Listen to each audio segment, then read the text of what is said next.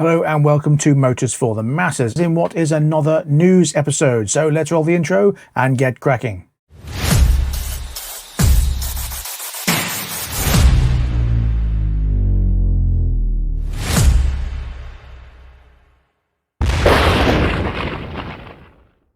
So you may have heard a few days ago, Superbike Factory went into administration with their 5 sites throughout the UK, selling thousands and thousands of bikes, not obviously doing anywhere near as well as they would have you believe. Now, tied with that is WeBuyAnyBike.com, which is part of the same group, and they don't seem to be accepting valuations or purchases or anything either.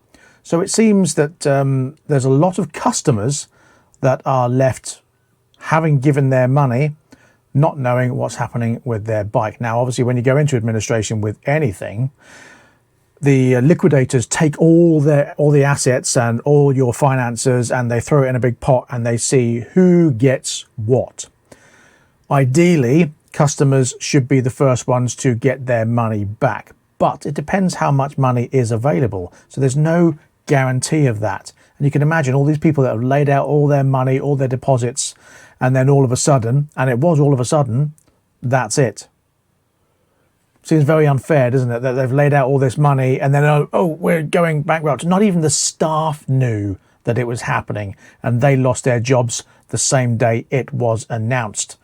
So yeah, it's not looking good at all. And it seems very unfair to say for a lot of customers that have spent their hard-earned money and they're not going to get the product. Now, those who did it through finance, they should be able to just say, look, the company's gone into liquidation, then they should be able to void the finance, depending on the finance company, of course, and their terms and conditions. But if you don't have the product, then surely you shouldn't really be paying for it.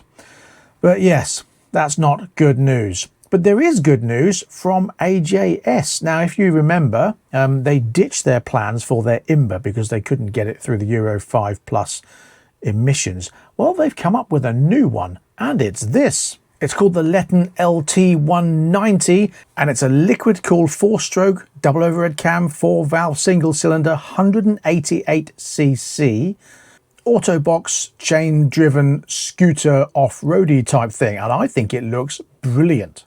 It's supposed to do 75 miles to the gallon from its 9-litre fuel tank, 64 CO2, so that's pretty good.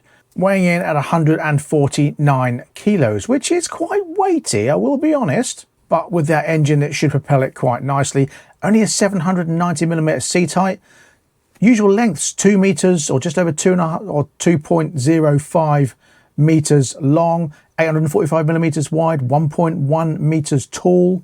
Wheelbase is 1.34 meters, so it's pretty bike-sized. 17-inch wheels, front and rear, 90-inch front tyre, 110 rear tyre, auto box, so just the one gear, with 18.7 brake horsepower. And the price for the Letten 190 is just $3.5 grand. That's not bad. And I think as an Imber replacement, absolutely superb. Because you've got the rugged looks, very quirky. That rear seat sort of flips over and reveals a luggage rack. So that'll be quite nice for deliveries, as well as some fun weekends away, especially with those knobbly tyres. And it just looks epic. But it's not just the LT190 coming. There's also a 125 alternative for those that are restricted to the L-plate bikes. And that is this, the Ridgeway. Looking very similar to the Imber, and this is due in September this year at a price of just £2,700. So it seems those wanting the Imber will have an Imber-esque style bike anyway. So what do you think of those? I think they look brilliant, and I can't wait to get my hands on them and see what they're like. So what do you think? Let me know in the comment section below. And there's news from Honda. Apparently there's loads more bikes coming to be built in India, including this, a new improved version of the CB500 for 2026 to be built in the Indian factory.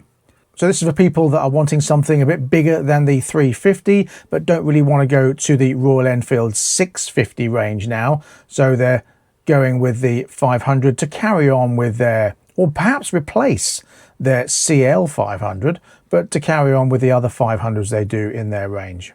So that'll be quite interesting. The CB 500 from Honda. Now, Honda have said there's going to be 10 bikes in their lineup to be built in this Indian factory, and they include the ADV 160, the new CB 500 that I was just talking about, the range of the CB 350, the RS and the street one, I forget which one, the XR300L, the XR300 Rally, the QC3 electric scooter thing, and the Rebel 300. So what do you think?